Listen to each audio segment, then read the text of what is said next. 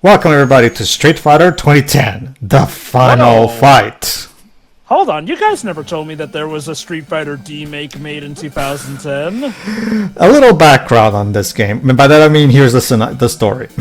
Ken had no interest in the frontier. Then his partner Troy was killed. Ah yes, you know, someone broke into their lab, stole their invention, and left Troy as a pile of jelly on the floor. It's been 25 years since Ken was king of the Street Fighter circuit.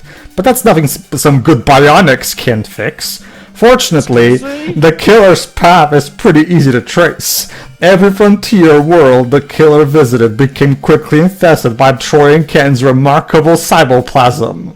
In small doses, it can give people the extra strength they need to remain alive. In large doses, it comes alive and takes over the body and mind of its host, turning them into violent, mindless supermen, or in some cases, super aliens.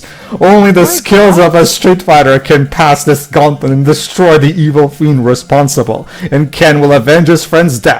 I wasn't done, game. MX5, we have added a personal time. Yeah, let's restart that. I wasn't done reading, game. Just saying. I'm sorry, we seem to have slipped in the script of Alien, Terminator, and RoboCop in here. Go on. Sorry. Okay. Go on. I was just noting if it will actually... It seems to be just stopping before it ends. Yeah. Destroy the evil fiend responsible and Ken will avenge his friend's death if it is the last thing he does. Okay, there you go. Job, you can be this woman. Go ahead. MX5, we have added a personal teleporter to your bionics. It requires a great deal of energy, so you will have to move in small jumps. Oh, so now you circle the text slowly. Destroy targets in each area and collect their energy. When you have enough power, the interdimensional door will open automatically. This is totally Street Fighter. Of course. I mean... So Ken will face... this target. No, wait. That's not Ken. That's Solid Snake. What the hell? Okay. So what's the deal? This is actually a Street Fighter spin-off, and actually starting a new character. I forgot his actual proper name that he has now. Kevin, I don't remember the last name. Even back then, that's the one he has always had, Kevin. Yeah. Hold on, but I was told that we were playing as Ken. That's because the US localization team thought that they needed some kind of known Street Fighter character for the sake of, I guess, being able to market the game as starring someone from the games that people knew about. They didn't even make him look like Ken, though. Like, usually whenever, well, to my knowledge, He looks more like Guile, to be honest. To give Sega credit, when they wanted to give Puyo Puyo to us as Sonic characters, they actually put in Sonic characters. They didn't try and act like Satan was Eggman, but younger. And yeah, notice how I only have 19 seconds to leave the level after defeating target. This will come back to bite you eventually. Anyway. Street Fighter! I absolutely feel the streets of rage action. Well, more like Final Fight, because... This is the big problem as well, like, this game has nothing to do with Street Fighter outside of the name. You could very easily... I'm still convinced that Capcom Japan just made this as a new IP, but then at the last minute, someone at Capcom Japan thought, let's try this as Street Fighter for no reason, because literally nothing from Street Fighter is in this game outside of the name. Because remember, like Black Teo just said, this in the original Japanese version, this guy is not actually Ken, he's actually a new character called Kevin. So in the original Japanese version, the only thing this game has in common with Street Fighter is the name. Keep in mind, however, that even in the Japanese name of the game, even in Japan, the name of the game is still Street Fighter. It's attached to the Street Fighter franchise. Keep in mind, however, if you saw the What? you would know that. So, okay, that's the level, I guess. Bye. Made in? Again, it's applying old school teleportation. Instead of being transmitted directly, you have to pass through a tunnel, basically. Oh. cool game interactivity. It's like I'm actually traveling through time. And I guess we're in New Also, York make now. your own joke about how in 2010 this was our reality. But here's the thing: when this game was made, also auto-scroller, my favorite. When this game was made, there was only Street Fighter 1 in, this was before all the additional Street Fighter 2. So I kind of get the idea of trying to experiment with the franchise, a bit like what Zelda Adventure of Link, Zelda 2 had a completely different game than, Zelda 1, just for the sake of trying to see what they could do with the franchise. Even Final Fantasy had that in Final Fantasy 2. Keep in mind that. It's just that, it still could have worked out as a new IP, because the game itself, while very difficult on its own, as a sci-fi side-scroller with shooting, shooting side-scroller, it's not too bad of an idea. And Capcom had done a lot of, something similar to this, like Mega Man, Bionic Commando, and stuff like that. There is potential in this to be just its own IP, but for some reason they decided to rebrand, like Pedro said, they decided to rebrand it, attaching it to Street Fighter for no real reason. And as a result, as you can imagine, this did not really stuck in terms of canon. Kevin is still listed as an actual character in the Street Fighter character BIOS, including a new art from Udon, I think, that was done by the time of Street Fighter V was done. So that's pretty neat. But no, he hasn't showed up yet. And keep in mind, Capcom has done a bit of cannibalization in recent times in terms of trying to give a cohesive world share by some of their IPs, not all of them, but some of them at least. With Street Fighter including Final Fight, which already was by the time of the original that came out, Captain Commando, and Strider. Sorry. Okay, so if I understand correctly, essentially, what we have here is a game that was trying to capitalize off of the success of the first Street Fighter game. While not as popular as 2, it was already the first one did prove to be relatively strong. So there is that. I ask because, for all intents and purposes, whenever you ask most Street Fighter fans, most will say that the series was truly born with Street Fighter 2, which I kinda get, since Street Fighter 1, while still a fighting game, was definitely a drastically different fighting game from what the series is recognized for. Like, to the point where you had only 2-player characters, you essentially were stuck on a track, essentially, as opposed to there being all these different campaigns and whatnot. But to be fair, Capcom themselves still acknowledge that it's a thing that happened, and characters that were exclusive from that first game have showed up later on, not just Ryuken and Sagat. That is true. Although I do wonder, how come they don't re-release one as much as if I recall correctly, the others? They've done it, but not as much. I agree to that. It's just that the controls are too clunky. I get it. So maybe they're just attaching that to maybe compilations that deserve that. My point also from before is that while Capcom has done its way to try to tie up Street Fighter with a couple of franchise of their own, this is still in a sort of a limbo, and I say, yeah, this could be in the future of Street Fighter, but we're just not particularly mentioning, not even pretending that it didn't happen, just not mentioning in particular. So if I understand correctly, Kevin is regarded as his own character, but to this day, as of present, in the English or American version, this guy is still known as Ken. Yes, because again, this was another occasion where, in order to make the game more appeal, the localization decided to just do whatever because they had carte blanche. I'm surprised we haven't had a re-release of this game that corrects that, but I wouldn't mind, but again, it's more of a case where I'm not sure how worth it will be, because as Pedro showcased with this, the game is still relatively hard, so it's probably would not be as appealing as the average Mega Man title or something similar to that. Because again, aside from the enemies just killing you outright, you also have a relatively it's not showcased here, but you also have a very not really generous time limit in which you have to solve the level, get to the level, defeat the target, enter the teleporter before the timer runs out. Trust me, it's even harder than you're imagining. Yeah, I was actually going to ask Pedro, okay, ignoring the absolute insanity of this being Street Fighter, is this game actually good? Nope.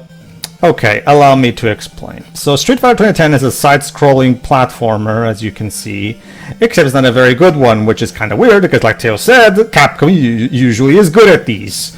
You know, same makers of Mega Man. Yeah, but the thing about this game is that, first off, the stacks are turned up against you, because even though you have your main method of attack is shooting, this game is clearly didn't take a page from the Contra series, because you cannot shoot in any direction you can, which makes taking down the enemies way harder and more frustrating than it should be. To give you an idea, and not to mention that even the controls themselves are not very good. Get this, Jova. Take a wild guess how you shoot diagonally up. I would assume on the cross. Well, okay, I'm trying to remember if diagonal controls were well programmed into games at this point. In Contra, like I said, Contra had them, so yes, it was perfectly possible. Well, then I would assume by pressing diagonally between, you know, the two directions that correlate. Nope, down and shoot. You press, you shoot diagonally up by pressing down and shoot. Now, what kind of weird moon alien logic they used to come up with that, I don't know. And I'm guessing to shoot diagonally down, you press up and shoot? You cannot shoot diagonally down. You can only shoot forward, up, and diagonally up. That's it.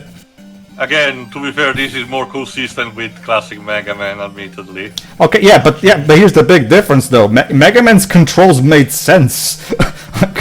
No, as in they were not probably used.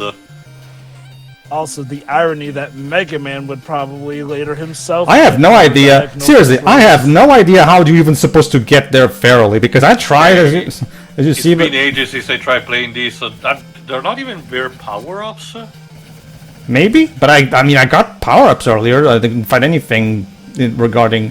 Anyway... Holy cow, this looks busy. Yeah. Remember, Jova, you're doing all this while having a time limit on your ass. Also, Fun! a lot of sprite flickering, considering remember this was a common limitation of the NES. My god, they even blow up like Mega Man. Like, shoot, It this feels like... might, okay, I don't know about the credits, but it might be possible that a lot of people who worked on Mega Man worked on this. Hell, I don't even know who the composer is. That would not surprise me. Okay. What the fuck? Yeah, that's the thing. This game, despite there being a big text scroll at the beginning, the story doesn't really explain much of anything. I'm guessing this. I get the feeling this was just meant to be a generic sci-fi shooter beat 'em up platform thingy. I'm sorry. I thought this was the cybernetic future, not Mortal Kombat's Big Daddy? What are you doing here? It's a mixture between Big Daddy and Samus Aran. Okay. Got all the music. Okay, I'll be fair. At the time, only Street Fighter 1 had been a thing, so to be fair, Street Fighter's identity hadn't been fully crafted. That is out. true, but at the same time, when you look at Mario 2 and Zelda 2, they're still recognizable enough as follow-ups in that series. This, on the other hand, nothing in this game is recognizable from even the first game. Would you say even Zelda 2 is more recognizable? Yes. Than Zelda 1 Well, than Link's. Jova. Yeah, Link's still. Oh, go ahead, Jova. That's you. Ken. Go ahead. Who's there? How do you know my name? Okay, Shadow. That's not important. Why do you pursue me, Ken? You killed my best friend. Yes, who isn't Ryu. Yes. The famous Street Fighter character, Troy. I'm sorry. Didn't Street Fighter 1 establish that Ken and Ryu were the best of friends already at that point? Like, for as little as the series may have established, I'm pretty sure Ken and Ryu were tight. Correct me if I'm wrong, too, but I'm pretty sure Troy is not a thing in Street Fighter 1. No. So what? So basic. Again, I am super If they convinced. wanted to change Kevin's name to Ken, why didn't they change Troy's name to Ryu? Yeah. If they really had to. Yeah, exactly. Is he even in this game? No, he's not. No. There's nothing Street Fighter-esque in this game at all, Jova. Because what I do know is about the fact that also the plot is slightly retooled to include the Street Fighter tournament as an excuse. What he said originally, it's basically about just this particular setting's future. Yeah, again, I'm super convinced that this was originally going to be a new IP, and as a last minute change, some brilliant executive at Capcom decided it was a good idea to try this to Street Fighter for some reason.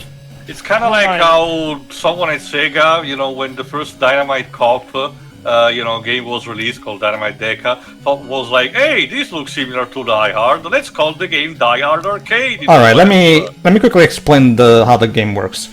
So you have your life there, and you'll notice that below your life bar you have the open meter. Basically, in most levels like these, usually what you do is you shoot enough enemies until you fill in the open meter. When the open meter is full, that's when the portal to leave the level shows up. And right now you have your timer, which is 129 seconds. I have a cheat for keeping a game genie cheat to keep the timer from counting down. Right? Why do I do that, you may ask? Because the timer doesn't seem all that unforgiving. That's because it's not so much because of this timer, it's because of the timers for the exits. Because every time an exit pops up, you're given like 20 seconds or so, or sometimes even less, to get to the exit. And if you're all the way to the other side of the level, it can become really annoying, and it might really bite you in the ass. Like, I recommend watching Spoonie's review that he made back in the day. The AVGen review is fine, but I prefer Spoonie's review. Let me get this straight. They give you 2 time limits, one to clear out the enemies in the room and the other to actually get to the exit? Yes. It's one of those things where the game really, really wants you to study the level design and plan the right course in order to get to the enemy in the most optimal way. Okay. To give it credit, on the one hand, if you're like almost out of time by beating the last enemy, then yes, it's nice that they give you a second time limit. On the other hand, only 20 seconds? Come on. Basically. Yeah, so that's the basic gist of it. Aside from that, you have your lives. Right now you're on Planet 2, not Level 2, Planet 2. This is the future, yo! This is the future! And yes, as you can see, let's just call him Kevin, because that's who he is. Kevin here can actually climb walls infinitely. Apparently he has some kind of echidna DNA. See? Okay. Now here's another level. Level starts. Cool, get some level ends. ends. I guess. Like I said, it's this whole thing about using a tunnel for teleporting. And now we're fighting Look out! You're fighting a plan. The plan from Musical Shop of Horrors. It's a bit lanky to be that. Oh, another scroller. So, okay. So if I understand correctly, to get out of a level, you have to beat all the enemies in it. No, not so much that, Jova. You have to keep beating enemies until the open meter fills up entirely. The one that's right below your life bar, like I said.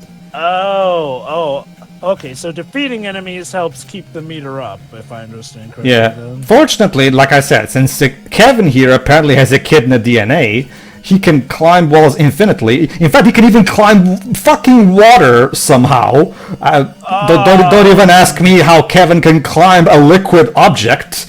I think even Jesus would be questioning that one. Wow. I mean, I get that if he couldn't, this level would be unbeatable. But like, again, this game is super weird. Again, I get it. This is an '80s video game. Back then, logic wasn't really a thing in video games. It was just, it's just as long as the game has levels and you can win and there's shooting and there's enemies, that's all that mattered. Backstory, context, justifications weren't really a priority at the time, so I understand.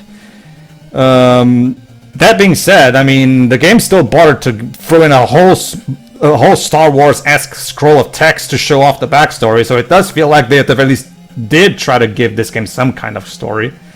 So yeah, like without a doubt. I am getting massive please don't beat this too quickly before your rentals run out vibes. Yeah, Also, the game is supremely difficult because not only is it very easy to die because there's so many enemies all at once shooting all at you, and you have and like I said, your means of attacking are very limited. Very often you'll find enemies that are right above you, right above you or right below you, and you will not be able to do anything about it because you cannot shoot in that direction, which means basically that you're going to take a lot of cheap hits. Again, you can take a look at Spoonie's review for that because he himself explains this too. Also, my target is now a ring. Of course.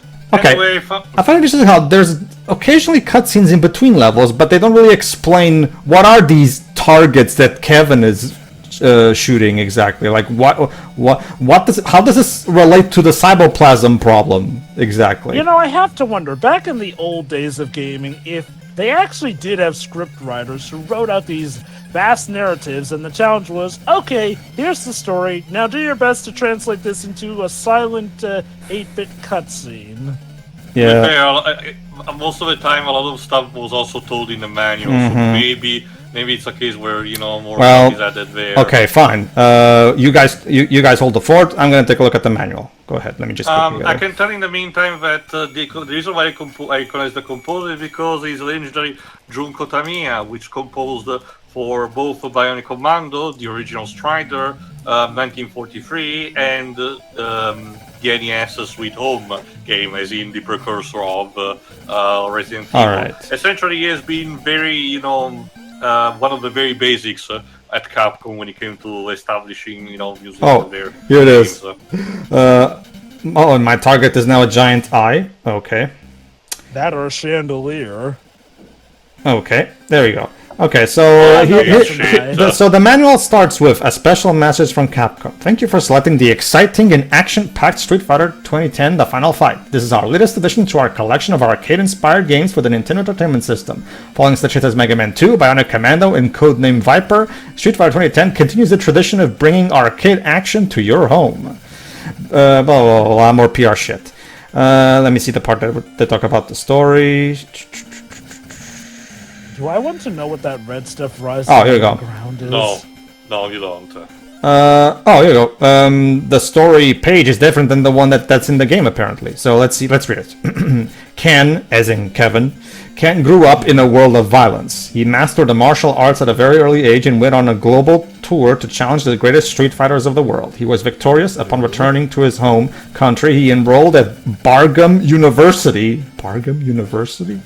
And began his life study in the field of cybotics. Of course, we all remember that taking his doctorate in science is one of the big parts of Ken's character, right? Okay, I know that Ken is like a rich businessman, but I don't think his company dealt with cybernetics. All right. You still pursue me. Go home now, and you won't get hurt. I'll go home when you're brought to justice. Haha, okay. I'll even help. Go to planet Sandune. There is a flip shield capsule waiting for you. Yeah, I'm just going to help you for some reason, even though you're my enemy, and I'm sure this will in no way backfire on me at all. Even better, I love that Ken actually believes it and that this isn't a trap.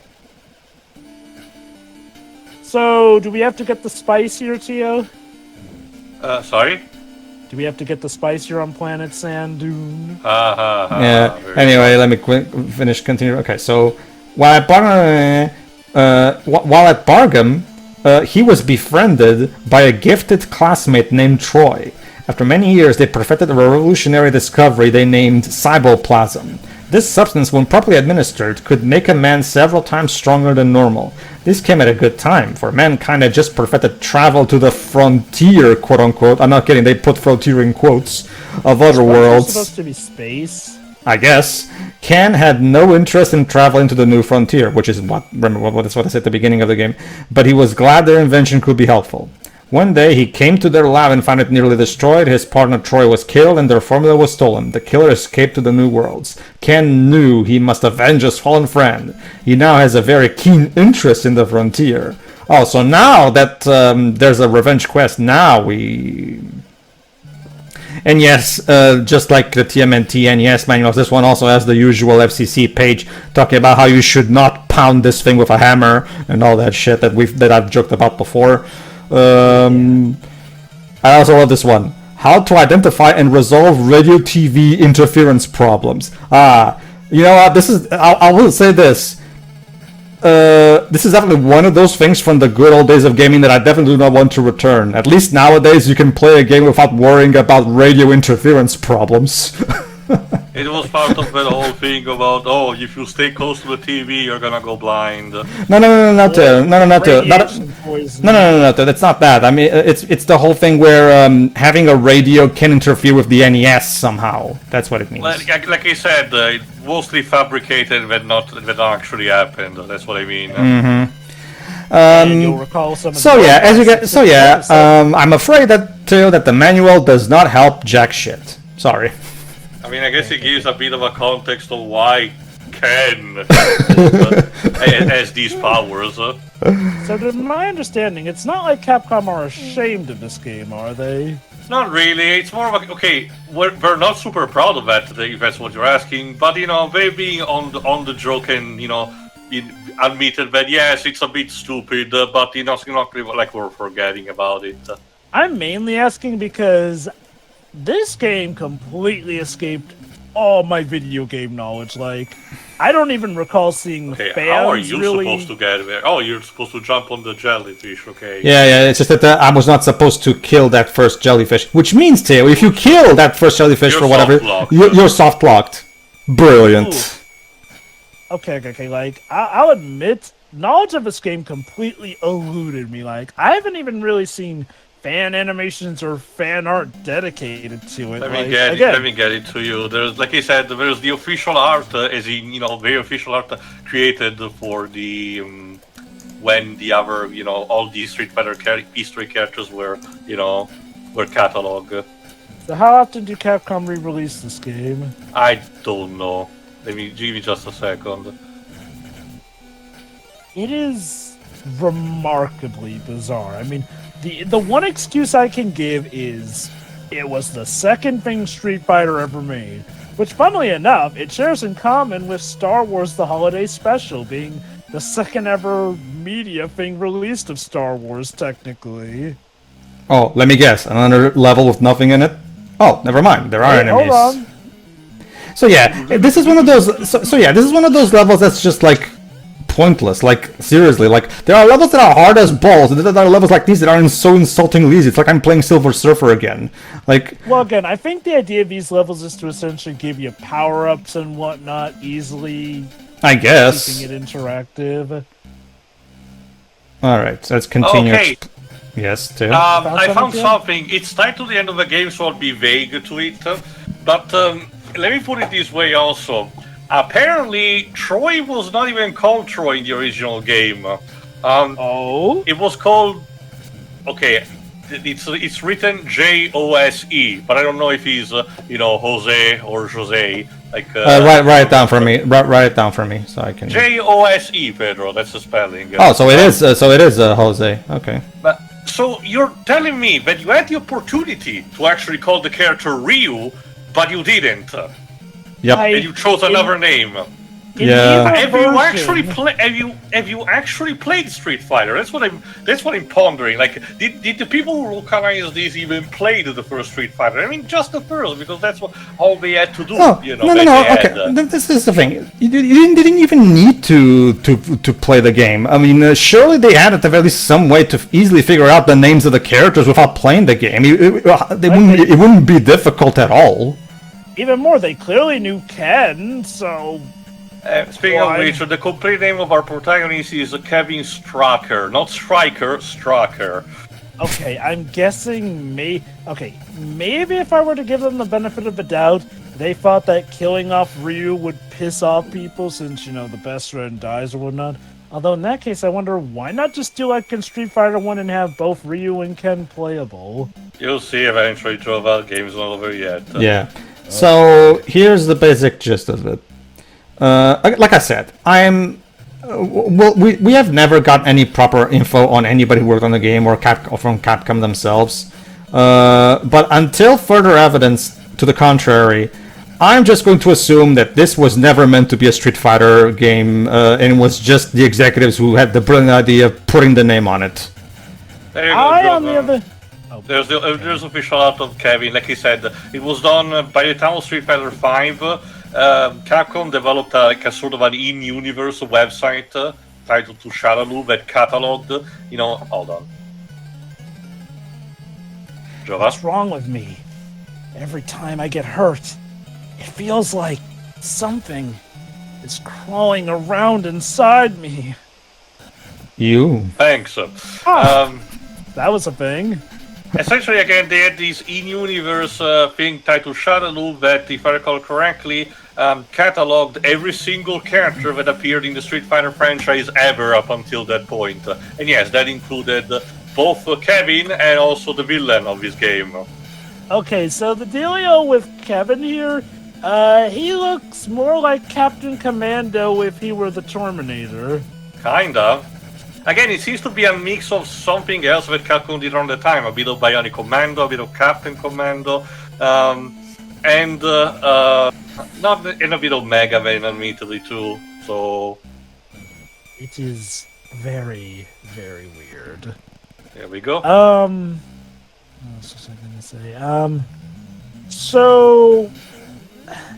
I'm gonna give them the benefit of a doubt and assume that yes, this was supposed to be an extension of Street Fighter, even over in Japan.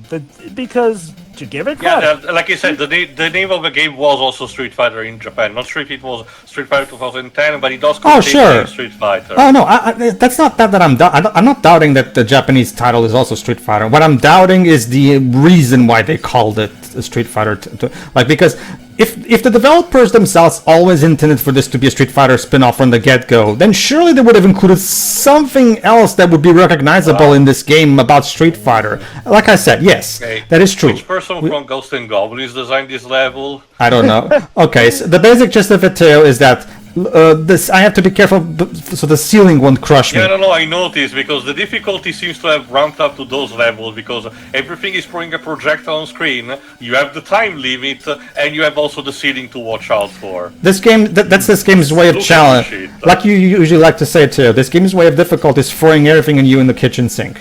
But also, I guess we're underwater. Look, see, here's like I said, Mario 2 USA, despite being quite different than 1, is still recognizable as a Mario game. Zelda 2 is still recognizable as a Zelda game. Final Fantasy 2 is still recognizable as a Final Fantasy game. This is not recognizable at all as a Street Fighter game. Like there's doing something different with the sequel because the franchise is still young, like you guys have said. No, I am not convinced. I honestly do not believe the developers intended for this to be related to Street Fighter, because if they did, they would have actually included characters and settings from that first game.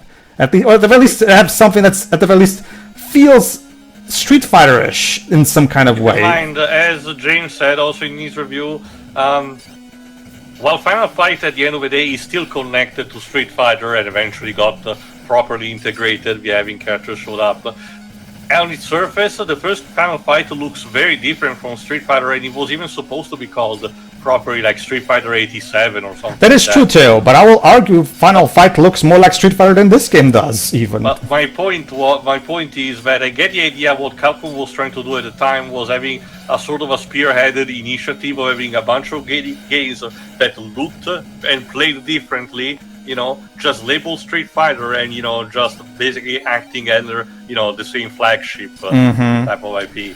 Okay, so for this level, what are we riding? I don't know. A submarine, I think. Is it? Whatever. I'd say it's a submarine, but it looks like it's made of rock and gravel. Yeah. Basically, you have to be super careful. Yeah, see? Oh, come on! Yeah, so I got hit by... What killed me? I can understand being crushed by the ceiling, but I understand being crushed by the ceiling. I understand that, but really? Like, remember, I'm being timed. The reason you're not seeing that is because I turned off the timer through Game Genie.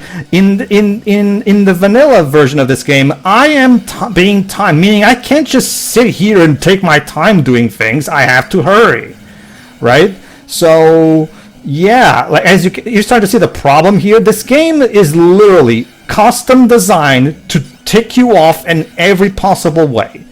Like, the game is incredibly frustrating and requires you to just play over and over and over and over and over until you basically get used to the controls, know the game entirely by heart. But again, it's one of those games that has those kind of problems. That was a very common problem from games in the NES. Like, this is something that I definitely do not miss from the NES era. A lot of games in the NES era weren't really fun to play until you mastered them. You know, meaning the first time you're playing the game, it will not be fun, basically. Go on. It was due to the rental market at the time. Yeah. And, nowadays, when you buy a game, you buy a game. I would also argue that something like Ninja Gaiden, despite being hard as balls, it was still at least fun to play. Oh yeah, I'm not saying all of them were too. I'm just saying. I mean, as in difficult does not necessarily, means unfun. Oh sure. The problem is that the difficulty in this game doesn't really feel cheap. Exactly. That's what I was saying. Okay, Mega Man can be incredibly tough, but more often than not, Mega Man is fun enough that I'm willing to get better at it, essentially. This does not particularly look fun, and okay, admittedly, if I were coming to this as a Street Fighter fan, going off of 1, I'd probably still be weirded out because, yes, of course, that's what the second game needs, an over 2 decades time skip. And speaking of which, so this takes place in 2010. Don't we have some current Street Fighter games that actually take place beyond 2010 now? Well, sliding time scale, Jova, because if we apply that logic, Chun-Li should be like 50 years old or something. Yeah. Well, I mean, she's aged gracefully. If Not that the point, Jova, still. Now I get what you mean, though. Like, 6 is moving onward with the timeline, but it's still, despite being set more in modern days, it still, makes it a bit more All right, next target, whatever that thing is. It's a snail. You can see it's upside down, but it pops up. It's kind of similar to one of the transformation of the genie in Cuphead. Okay, this enemy is annoying as fuck. Why? Because you can only shoot it from below. And you guys already know that, which means in order to shoot it, you have to put yourself right below it, which, as you can see, is incredibly difficult to do because this thing will not stand fucking still. You see what I mean? The game is custom made to basically against you in all ways because you have. And there you go. That's it. All right, go. All right, another cutscene. Does it hurt yet, Ken? Don't you know what's happening to you yet? Join me, and I will relieve your pain. With our combined strength, we can end this destructive conflict. Bring order to the front. No retort. Yeah, and bring order to the frontier, Ken. Come on, Jova. I'll never join you. I'll never join you. If you only knew the power of cyberplasm. That's the thing. As a futuristic term, possibly because I'm from the 90s, cyberplasm as a term for the substance from the 90s, it does sound cool enough. So I wouldn't mind if they stuck. For example, Strider's blade is a plasma blade, even if it makes no sense because it has an actual metal structure to it, but it's cool as shit because it's the future, I mean, I could buy an element called cyberplasm in the same world that has psycho energy. And now question mark. That's because the punctuation. That's because they don't want to spoil who the villain, who the identity of the villain is. We have only seen its eye. It's what's the name for the Halloween? The bleakest eyes, the devil's eyes. He only has one eye, so clearly it's Socket. Come back for revenge. Yes, I got truly. Also, this is the most dickish of level when it comes to the time limit because it not only is an auto-scroller, but the time limit is very not generous because you have to get to the target, witness a cutscene, and then managing to finish off the final boss with the little time limit that it's remaining to you. Yep. Wait, seriously? Yes. Again, okay. As someone who What? Excuse me? Really? You can't what the hell killed me there? No, seriously, what the hell killed me there? Contra syndrome, essentially. The Ugh. Still, though, usually whenever I see that happen, it's because a screen crushes you against something, not just catching up with you. Have any Contra games done that to you?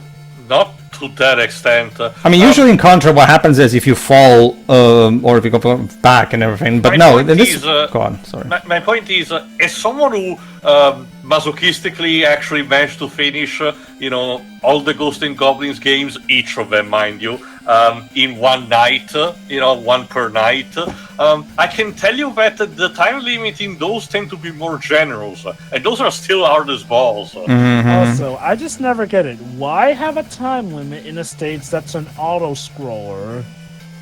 God.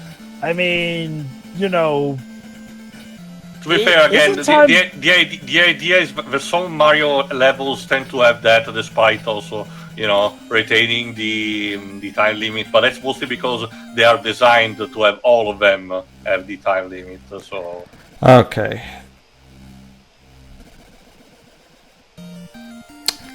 And at that's, least now the game gives you a freebie. I guess. Alright, let's see who's really behind all this. Still the question mark. Alright, welcome to the last level. Yes, the game is actually not that long. Again, it's like we said, the reason that they raise the difficulty so high is to make sure that you don't beat it in 40 minutes, because like I said, if you know this game like the back of your hand, you can finish it in less than an hour. It was the rental principle of the time. Rentals did not charge as much money as actually purchasing the game, so in order to get people to rent the games more, they made the game tougher. Which, is a design philosophy that I'm glad we don't have anymore. Yeah, I mean, you know what? Honestly, it wasn't that applicable even in my country, because the only place you could rent the game was at Blockbuster, and even then they did not have that many.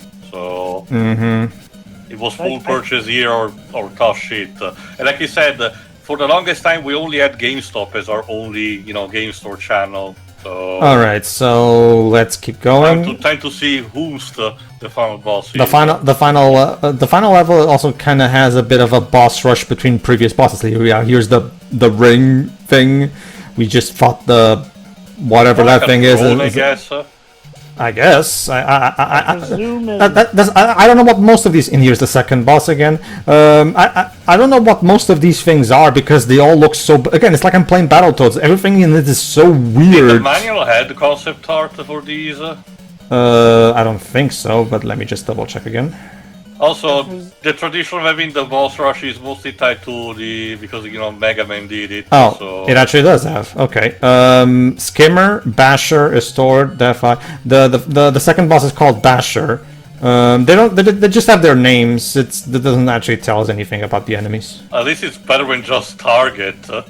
Yeah, that's such a good point. Couldn't you put the name of the enemies at the startup screen? Like, the NES puzzled me because in some cases it's very inconsistent. In some cases it gave the idea that it could handle long stretches of text on screen, but other times it almost is afraid, and as a result they do put little abbreviation or nothing at all. I get the feeling it was more so depending on the developer.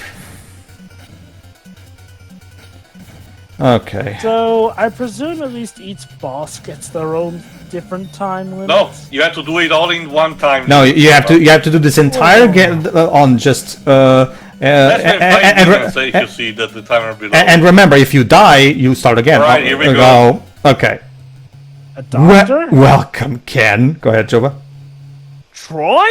Of course. Who else could who else could control the cyboplasm? I can cause pain in all my victims, just as I've been causing pain in you. But why did you kill yourself? Go ahead. What do you mean? I'm infected? Didn't you know you were my first victim? Of course, you wouldn't remember. That's since I erased it from your mind. Of course, amnesia. But why, Troy? You can't control the galaxy if you only use your discoveries for good. You have to become evil! John, Brilliant. Never! So yeah, our final boss is Dr. Troy, or in the original Japanese version, Dr. Jose. Sure. And like you said, Joba, this guy also gets an artwork, got an artwork in that thing that I mentioned. And now it becomes a Nintendo boss. Where did he go? Was he absorbed into that? Or is it all like Dr. Wily? Joba, to quote Terminal... Joba, to quote Terminal Montage, oh my god, you're a wand now! That's right, X. It's a cyberplasm, Jella. Remember, it turns people into, as they put it, super aliens. I'll admit, I was kind of thinking there was going to be a big plot twist that it was actually Ryu who was the bad guy. Again, Joba, this game doesn't have Ryu. You see, Jova, the main reason I wanted to do this game for the channel is because of this twist. Because I love the way that cutscene is written. Don't you see, Ken? I can't rule the galaxy if I'm a good person. I have to be evil! So, question. Does that mean that he put like a Go ahead, fake body Jova. because... Oh. It stops here. That's the woman, go ahead. Ken! Come back to Earth immediately! The cyberplasm infestation has become epidemic. We need your help. Yeah, we even have a sequel bait. Ken? Come in, Ken! I read you. I'm on my way. So let me get Continues. So let me get this straight. While we were doing this, the Earth got entirely infested with cyberplasm, and that's how the game ends. The end. I'll admit, I'm surprised that it didn't go away since we beat the bad guy behind it. Usually, story logic dictates that beating the bad guy gets rid of the sickness. No, again, But, I just love that twist so much. Like, the gotta love Troy's logic. You see, I could be a good person, but if I'm a good person, I can control the galaxy. Well, I guess I have to become evil. Also, it's really inconsistent with the villains, but back then were in these Capcom games. Strider had, Grandmaster Mayo, which sure was an alien, but then aside from having minor psychic powers, was not as outlandish as this. Bionic Commando had Hitler, or in the NES version and later version, a guy called Generalissimo killed generic military general, basically. Ghost and Goblins had Astaroth, which was just a demon lord with a face on on his stomach. So this was a bit out there even for the standards. Okay, I'm stuck on the fact that Ken found Troy dead. Did that mean that Troy faked his death? Yes. Remember how the intro was phrased? He only found a goop and believed that was Troy. So Troy or Dr. Jose, like he said, faked his death in order to become this mastermind that aims at using the parasites and the cyberplasm. And he wiped Ken's memory of something. And like, holy cow! Hold on. I'm actually having information thanks to the Street Fighter Wiki. You know how we talked about cyberplasm as a term and how weird it is for mutation? That's because in the Japanese version, it's supposed to be a parasite. If anything, this is supposed to be a plot similar to what Wesker was trying to do in Resident Evil 5. Ah! Oh my god, do you think that they actually took inspiration? Capcom has a tendency of being self-referential, so I wouldn't be too surprised. Yeah. Still, it's funny. Again, I don't understand what this localization team did. Okay, Kevin to Ken, as much as I don't like it, I get it. But everything else makes no fucking sense. Like, I guess on the one hand, I guess it's good they didn't make Troy real, because then that would have been implying that Troy was evil. I mean, sorry. That would have implied that Ryu became an evil scientist. I mean, you can say very, very fairly from the Satsui no Hado for all we knew, Boy, I wonder what Akuma would think of that. Wait, so he becomes evil, but he decides to become an evil scientist instead of the ultimate. Well, Jova, as he himself put it, I mean, he has to. Otherwise, how is he gonna control the galaxy? Again, I just love the phrasing of that. Well, I have no choice. How am I supposed to control the galaxy if I'm a good person? I like to imagine that Troy just woke up one day and thought, contributing to society is nice, but I think I'm owed my dues. I'm gonna go rule the galaxy. Yeah, basically. Off to go wipe my best friend's memory. Holy. Alright, just say the final thoughts. I'll try to check what the original plot was, because the Street Fighter Wiki is proving, more good for information in knowing what was the original stuff. Go on. Cool. Final thoughts, I'll go Jova. first. What drugs were used? Cyberplasm? Yes, I guess. Holy cow. Again, yes, Street Fighter was in its most basic infancy, so they had a lot of leeway for the series' identity, and yet still, even taking in mind just only the first game, this feels like they jumped the shark this early into the series' life. Holy cow. And the fact that, as far as we know, this could still sorta be canon, as far as we know, apparently, granted, unless the current Street Fighter games have reached the year 2010, in which case, that means that Kevin is off doing his thing in space while everyone else is still on Earth. Bada boom. This is I don't think Departure even puts into depth how different this is. Jesus. Okay. I'll start off with the game itself. It does not look good. Visuals are one thing, but holy cow, that gameplay looks not tough in the fun way. Not even tough in the, I want to learn to challenge me way. It feels more tough in the sense of, you really want to see the ending? Find the hay in the needle stack, essentially, levels of difficult. And yes, here are broken nails to walk on, because, Jesus, this game, with its difficulty, time limits up the wazoo, including on a flipping boss rush. And, I'm curious, do they count, dialogue bits as part of the time limit? No, thankfully no, but you still have to deal with whatever time you have left to beat the final boss. Ugh. I guess thank goodness for one small favor, because sadly there are some games that do count story reading as part of the time limit, but holy cow. It's so needlessly difficult, and I get it. Keep people from beating it that much, but again, I have to wonder, was this game even really a financial success in sales I'm pretty or sure rentals? not sure, but I can tell you it was pretty much just one of the many that Capcom, vomited out on the NES. They had already, a decent enough success thanks to the arcade, so they could allow themselves to do this, and even if it was, a loss, they wouldn't have been, impacted in the slightest. I wonder if part of the idea was to have this game while they were working on Street Fighter 2 on the side, maybe? Remember, also Final Fight. The first Final Fight was done, if I recall correctly, alongside the Street Fighter 2, intended for that kind of initiative that I mentioned. And like we mentioned, Final Fight feels like something that could be tethered to Street Fighter.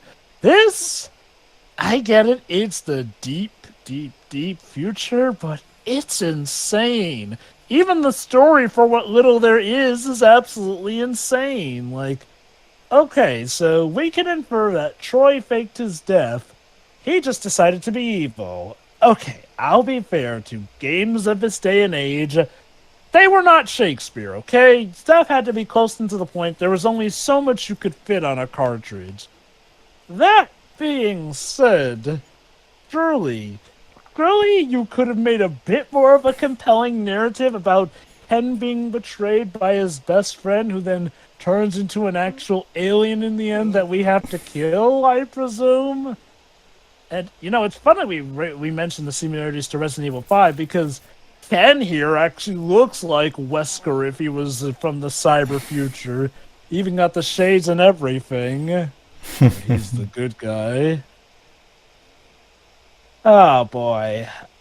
Street Fighter 2010 is definitely a game I would recommend checking out just to see how crazy it is, but obviously do not break the bank to get this game. Like, either emulate it or if there is a nice and cheap re-release that you can do rewind and fast forwarding or whatever with, get that version or whatnot. But again, only a check-in really, like... Well, to be fair, I guess a check-in is really all you can do with how short this game is. It certainly is a product of its time, for better or for worse. Alright, be quick for the recap. Humankind sought a new land to claim. They began emigrating to other worlds. In this society made up of humans and aliens, atrocious crimes were committed, thus began one of humanity's darkest times. Many of these criminals were cyborgs of incredible power. But in the year 2010 AD, creatures called parasites with much more destructive power appeared. These armored insects would merge with a body, causing it to grow a beetle-like shell of armor, and so bring forth considerably more power. To confront the situation, the Galaxy Police sent the cyborg officer Kevin Strucker.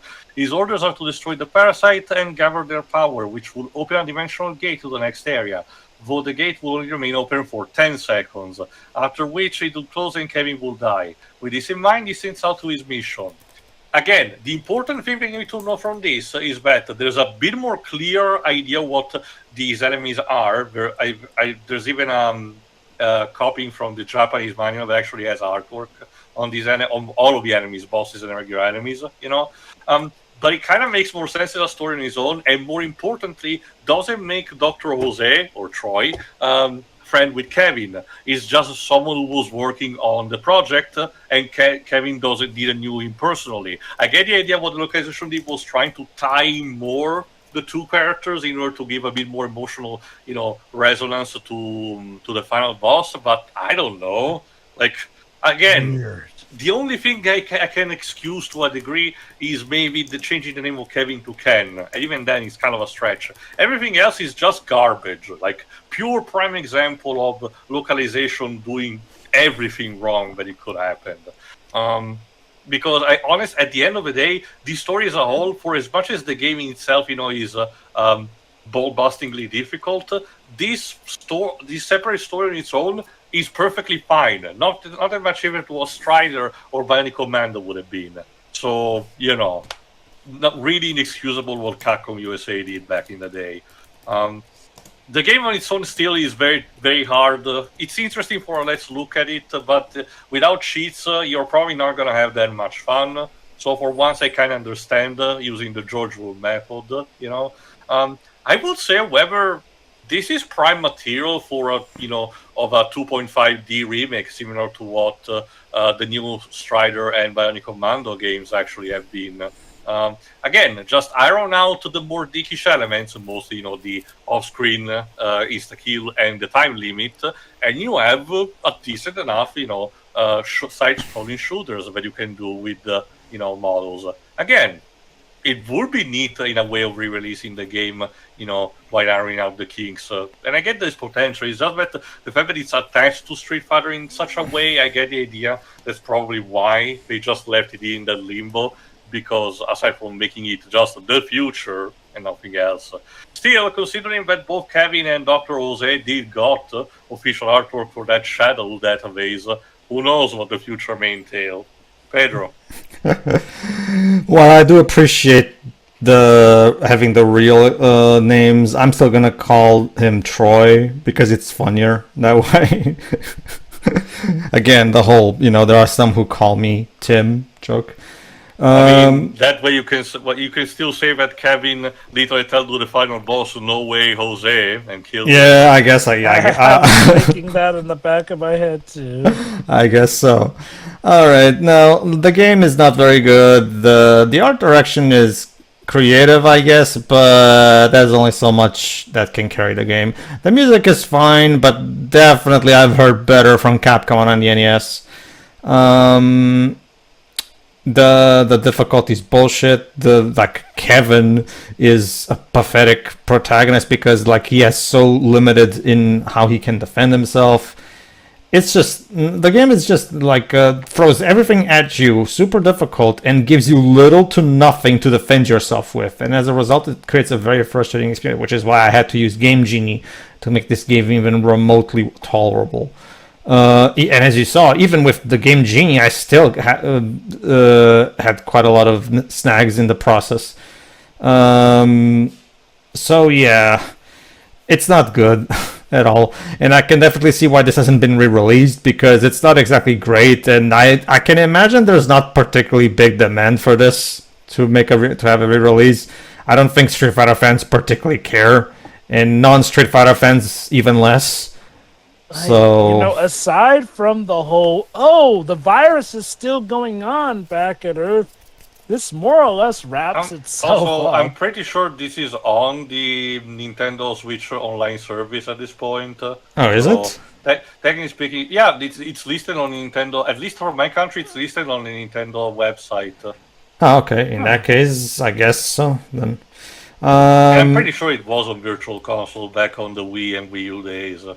Okay, everybody, so that's it. The main reason I wanted to do this game was because of the Troy plot twist, because, again, that's the highlight of the game for me. I just love Troy's phrasing and rationalization. Like our first Street Fighter commentary technically is for this. Well, Tail, look at this. Well, Tail, look at the bright side. We can only go up from here. I don't remember having good memories of the official tie-in video game to the Street Fighter movie. Well, so true, but at least that game plays like a Street Fighter game. A bad one, but still. Look, like I said, we can only go but up from here. So look at that. For the see ya for whatever we did Street Fighter next. See ya.